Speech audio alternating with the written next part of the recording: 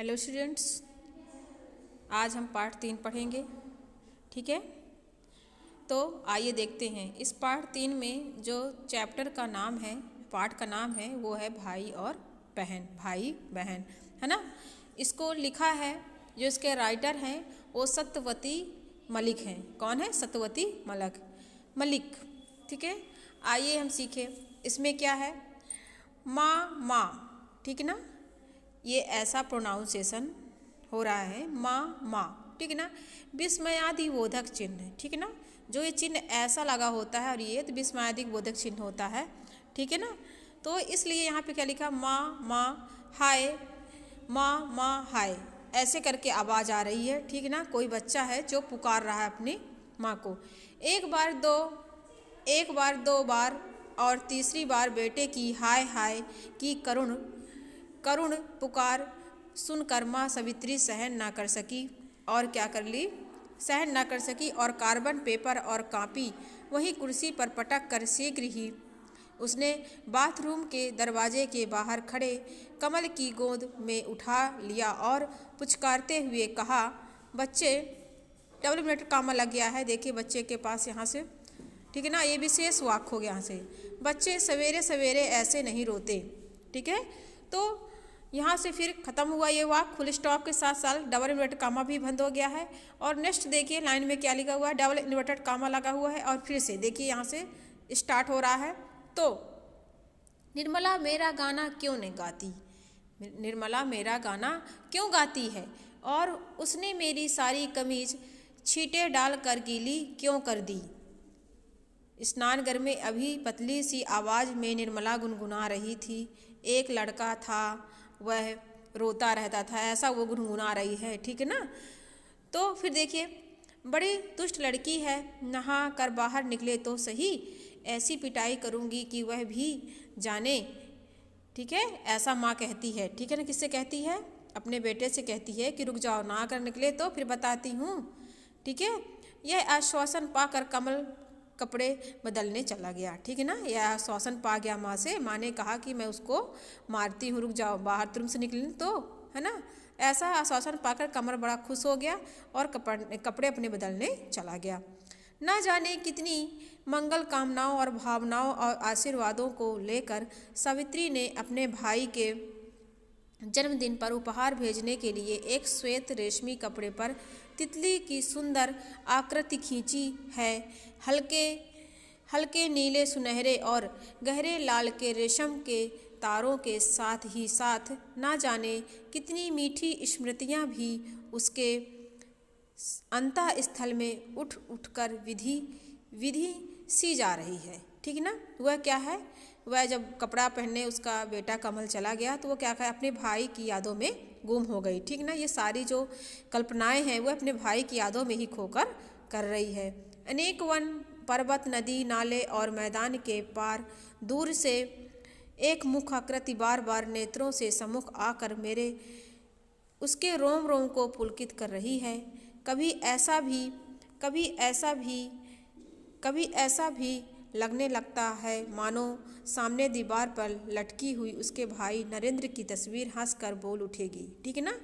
उसमें जो दीवार के सामने वाल में एक दीवार में तस्वीर थी उसके भाई की, ठीक है ना। उसके बारे में कहते हैं सावित्री सोच रही है, उसकी माँ सोच रही है ना, कि कहते हैं कैसे मैंने भाई को ये गिफ्ट किया था उसके जन्मदिन पर, है ना। ऐसे श्वेत रेशमी कपड़े, तितली से, उसमें बहुत सारी आकृतियाँ हैं।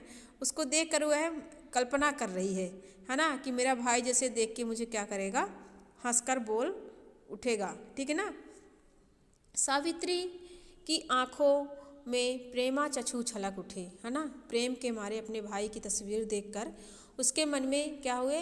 प्रेम के आंसू छलक पड़े। उसे प्रेमा चक्षु कहेंगे, यानी प्रेम से भरे आंसू, प्रेमा चक्षु, है ना। तितली का एक पंख काढ़ा जा चुका है, किंतु दूसरा आरंभ करने से पूर्व कमल की सिसकियों और आंसुओं की सावित्री को वह वहाँ से उठने पर विवश कर दिया, ठीक है ना। ऐसा लग रहा है कवि ने कल्पना की है, ठीक है ना, इस कवित्री ने कल्पना की है कि जैसे मानो ऐसा हुआ कि तितली का एक पंख काढ़ा जा चुका है ना। उसी कल्पना कर रही थी, जैसे तितली होती है बहुत इमेजिन होती है ना, बहुत सुंदर होती है, उसी प्रकार से उसकी कल्पनाएं हैं वो भी बहुत सुंदर हैं, ठीक है ना। तो ऐसा लग रहा है जैसे कि तितली के एक पंख काढ़ा जा चुका है, किंतु दूसरा जो आरंभ करने से पूर्व भी उसकी जो आंसू हैं, आंसुओं से क्या है थोड़ी से धूमिल हो गया है ना। ऐसा वहाँ से उठने पर उसे विवश कर दिया, ठीक है। उसे रोना आ गया अपने भाई की याद करके, तो क्या करी वहाँ से रोने लगी, तो उठकर हुआ है दूसरी जगह चली गई। स्कूल की चीज़ों है ना, स्कूल की चीज़ों के बैग के डालते हुए निर्मला के निकट खड़े होकर सावित्री ने ऊंची आवाज़ में कहा, निर्मला माँ ने कहा, निर्मला तुझे शर्म नहीं आती क्या? ऐसा सावित्री ने अपनी बेटी को कहा। इतनी बड़ी हो गई है, कमल तुझसे पूरे 4 साल छोटा है, किसी भी चीज़ को उसे छूने तक नहीं देती, हर घड़ी बेचारा रोता रहता है। अगर उसने तेरी पेंसिल बॉक्स से तनिक देख लिया तो क्या हुआ? ऐसा उससे क्वेश्चन करती है कि हर घड़ी रोता रहता है, और अगर उसने पेंसिल बॉक्स तेरा देख लिया तो उसमें क्या सा गजब हो गया है ना। ऐसा क्वेश्चन करती है। निर्मला सिर नीचे किए हुए मुस्कुरा रही थी। यह देखकर माँ को गुस्सा आ गया, सावित्री को गुस्सा आ गया कि अभी भी इतना कहने के बावजूद भी क्या है ये मुस्कुरा रही है। उसने ऊंचे स्वर में कहना शुरू किया, रानी जी बड़े होने पर पता चलेगा, है ना। माँ ने क्या कहा ऊंचे स्वर में, है ना, रानी जी बड़ी हो जाओगी ना तब पता चलेगा। ऐसे वाक्य से ऐसा होता है ना, माँ डांटती रहती हैं आपके घर में, है ना, छोटे भाई रोते रहते हैं, है ना, दीदी कभी परेशान करती, कभी भैया होता तो भैया परेशान करता है। वही जो एक वाकया है इस पाठ में चल रहा है, ठीक है ना। हमारे परिवार में ऐसा होता है। जब इन्हीं दुर्लभ सूरतों को देखने के लिए माँ कहती है कि रानी जी बड़े होने पर पता चलेगा, जब इन्हीं दुर्लभ सूरतों को देखने के लिए तरसोगी, है ना। माँ कहती है कि इन्हीं दुर्लभ, इन्हीं इस भाई की सूरत को देखने के लिए तरसोगी, तरस जाओगी। तरसना यानी कि शायद देख ना पाओ। भाई बहन सदा साथ नहीं रहते। क्या बोलती है कि भाई बहन शायद सदा साथ नहीं रहते। ऐसा माँ कहती है कि दुर्लभ ये सूरत जो है ना अपनी भाई की, कमल की, उसने एक दिन ऐसा है कि तुम तरस जाओगी, ठीक है ना, और भाई बहन सदा साथ नहीं रहते हैं। ऐसा सावित्री अपने अनुभव द्वारा अपनी बेटी को उपेक्षापूर्वक शब्दों से सुना रही है, ठीक है ना। लेकिन वो तो भी छोटी है सावित्री, तो उसे सारी चीज़ें समझ में नहीं आ रही है, लेकिन ये उसका अनुभव था सावित्री का जो अपनी बेटी के लिए देना था। माँ की झिड़कियों ने बालिका के नन्हे मस्तिष्क में एक उलझन सी डाल दी, ठीक है ना। माँ के शब्दों को सुनकर थोड़ी सी वो चिंतित हो गई कि माँ ऐसा क्यों कह रहे कि हम साथ साथ नहीं रहेंगे, हम साथ साथ तो हैं, ऐसा बच्चे सोचते हैं। बिस्मिस सी है वह केवल माँ को कुद्र चेहरे की ओर एक स्थिर गंभीर कूलतापूर्वक दृष्टि डालकर रह गई, ठीक ना। यानी कि उत्सुक कूलतापूर्वक यानी कि कुतूहलपूर्ण उत्सुकता पूर्ण कि इसके आगे क्या होगा, ऐसा क्यों बोल रही है माँ, है ना। ऐसा दृष्टि देखकर उसे देखती रही। करीब आधे घंटे बाद किंचित उदास सा मुख लिए निर्मला जब कमल के साथ लेकर स्कूल चली गई, तब सावित्री को अपनी सारी बकबक सारहीन प्रतीत होने लगी, है ना। जब कमल और निर्मला साथ दोनों हाथ पकड़ कर स्कूल चले गए, तो सावित्री को अपनी जो सारी बकबक है, ये गुस्सा था, ये सब क्या है सारहीन, इन्हीं बिना निरर्थक, जिसका कोई अर्थ ना हो, ऐसा लगने लगा। सहसा उसे याद आने लगी बहुत वर्ष पहले ही एक बात, वह नरेंद्र से क्यों रूठ गई थी, है ना। बहुत पहले वर्ष की बात है कि वह नरेंद्र अपने भाई से जिसकी तस्वीर देख रही थी क्यों रूठ गई थी। छी, एक तुच्छ सी बात पर, किंतु आज जो बात तुच्छ जान पड़ती है, उन दिनों उसी तुच्छ निष्कृष्ट जरा सी बात से उतना उग्र रूप क्यों धारण कर लिया था। यानी कि छोटी सी बात थी फिर भी उग्र रूप धारण कर लिया था, है ना। उस समय मुझे समझ नहीं थी, ऐसा उसके मन में विचार आना आरंभ हो गए, जिसके कारण भाई बहन में आपस में पूरे 1 महीने तक एक दूसरे से बात नहीं की थी। इतनी गुस्सा हो गई थी कि अपने भाई से उसने 1 महीने तक कंटिन्यू कोई बात नहीं की थी, एक छोटी सी बात के लिए। एकाएक सावित्री, यहाँ से देखें, आप लोग देखते रहें, ठीक है ना। मैं एक्सप्लेन कर रही हूँ, बता रही हूँ, ठीक है ना। कहानी जो है ये स्टोरी बहुत इंटरेस्टेड है, इसे आप जितना अच्छे से सुनेंगे उतने अच्छे से इसके जो एक्सरसाइज करने में हमें हेल्प मिलेगी और पाठ को समझने में भी आसानी होगी। ठीक है। एकाएक सावित्री के चेहरे पर हंसी प्रस्फुटित हो उठी जब उसे स्मरण हो गया कि नरेंद्र का दिन रात नए नए रिकॉर्ड लाकर ग्रामोफोन बजाना, वो अपने भाई की याद में गुम हो गई, है ना। उसका भाई क्या करता, नए नए रिकॉर्ड लाकर गाने के रिकॉर्ड लाकर ग्रामोफोन पर बजाता और एक दोस्त से दूरबीन मांग कर आते जाते बहन के कमरे में और झांकना, यानी कि कुछ चीज़ें लिए रहना और उसके कमरे में आना झांकना, किसी फर्क क्या पड़ता है ना। प्रभाव बहन पर क्या प्रभाव पड़ रहा है या नहीं, उसे यह याद करके खूब हंसी आई। तब वह कैसे मौन धारण किए हुए मिठाई की तस्तरी नरेंद्र के कमरे में रख आती थी, है ना। और कैसे वह अपने भाई के कमरे में चुपचाप बोलती नहीं और उसे कमरे में मिठाई की जो ट्रे थी वो रख के चली आती थी। तस्तरी, ठीक है ना। तस्तरी का मतलब होता है, आज हम कॉमन लैंग्वेज में ट्रे बोलते हैं, ठीक है ना। हिंदी इसका ट्रे का हिंदी अर्थ हो गया तस्तरी। रेशमी कपड़े को पुनः हाथ में लेकर काढ़ते हुए सावित्री ने मनी मन प्रतिज्ञा की कि अब से वह बच्चों को बिल्कुल डांट फटका कर नहीं लगाएगी, बच्चों को डांट फटकार नहीं लगाएगी, यानी कि बच्चों को नहीं डांटेगी, बड़े प्यार से उनको हैंडल करेगी, ठीक है ना। ऐसी सब माँ सोचती हैं, ठीक है ना। डांट देती हैं, मारती हैं, है ना, झिड़कती हैं, लेकिन उनके उस डांट में भी बहुत प्यार रहता है, ठीक है ना। इधर 12 बजे ही की आधी छुट्टी में खाना खाते समय फिर कई आरोप कमल की ओर मौजूद थे, ठीक है ना। अब जैसे 12 लंच होता है तो वो बच्चे आते हैं खाना के लिए, तो फिर क्या देखते हैं कि फिर से कमल के ऊपर कई आरोप मौजूद थे। निर्मला मुझे अपने साथ नहीं चलने देती, मुझे पीछे छोड़ देती है। कमल ऐसा कहता है निर्मला को, अपनी बहन को कहता है कि मुझे अपने साथ नहीं चलने देती, है ना, मुझे पीछे छोड़ देती है, मुझे साथ साथ नहीं रखती, है ना। ऐसा आरोप निर्मला पर कमल लगा रहा है। मामला कुछ गंभीर न था, है ना, तुच्छ सी ही बात थी, है ना। जैसे सावित्री को तुच्छ सी बात अब लगती है, लेकिन पहले गंभीर थी, वही बात अब कमल को भी गंभीर है, निर्मला को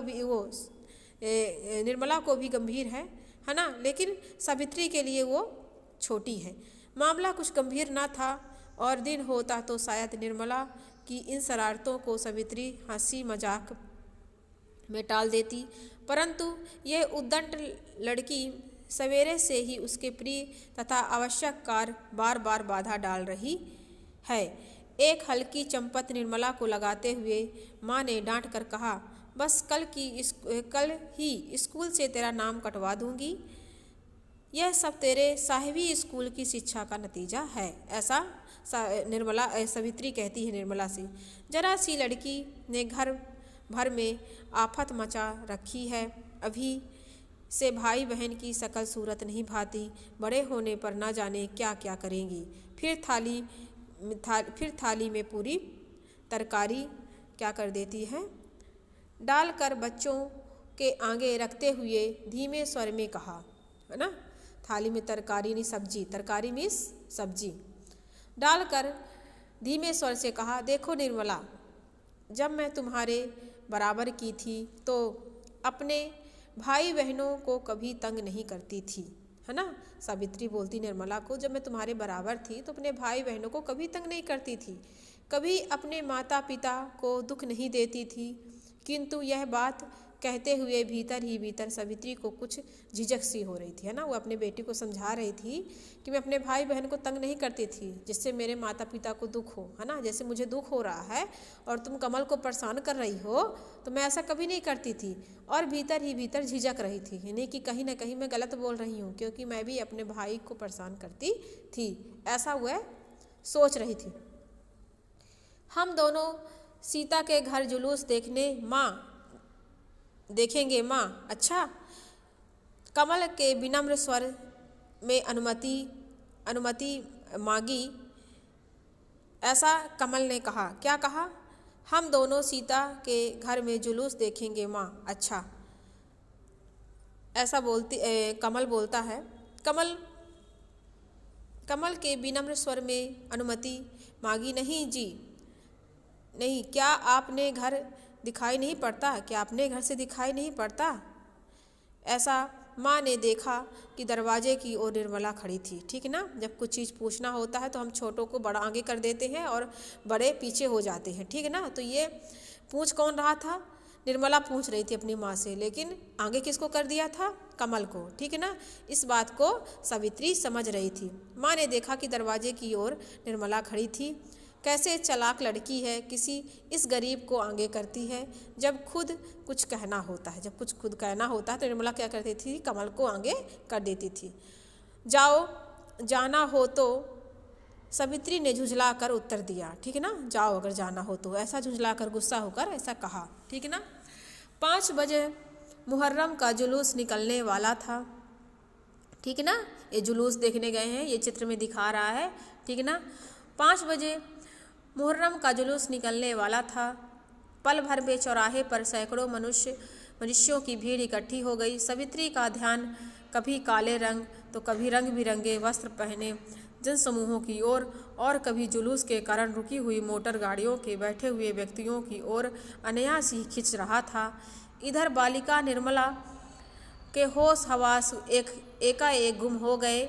जब जल्दी में वापस लौट कर आते ही उसे सारे घर में कमल को परछाई तक नजर न आई।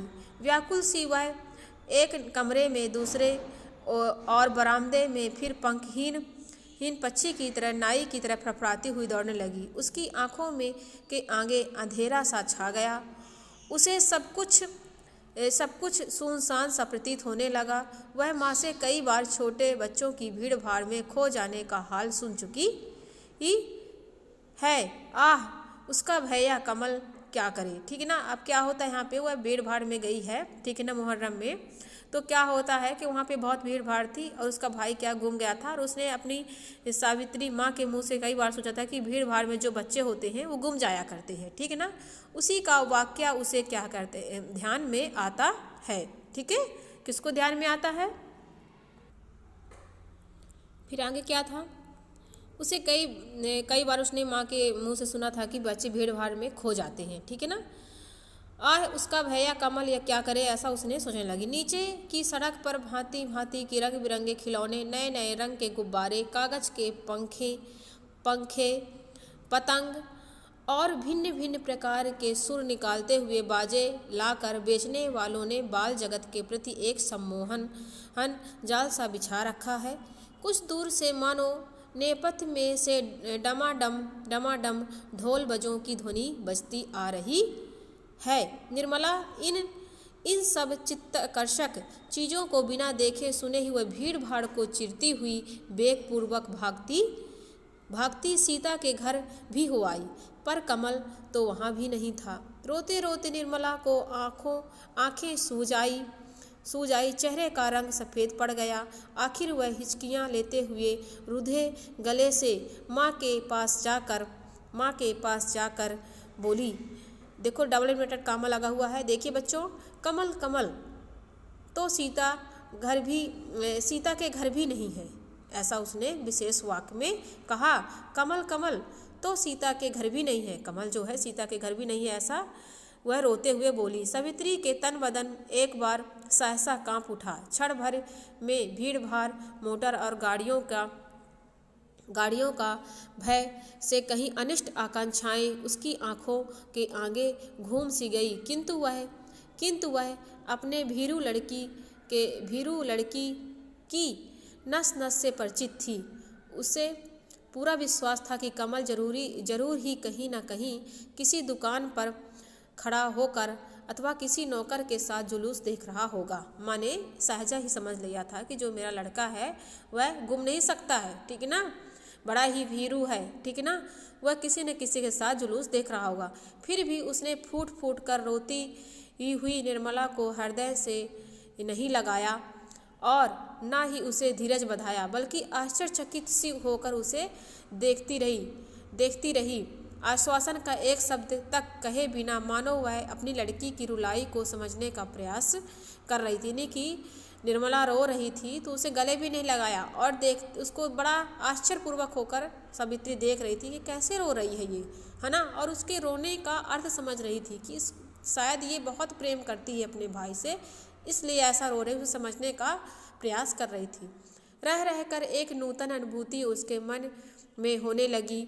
मुझसे ही कहीं अधिक भला माँ का दिल से भी ज़्यादा किसी का दिल या मन कोमल चिंता कर सकता है, ऐसा उसके मन में भाव आते हैं। और यह निर्मला तो रात दिन कमल को सताया करती है।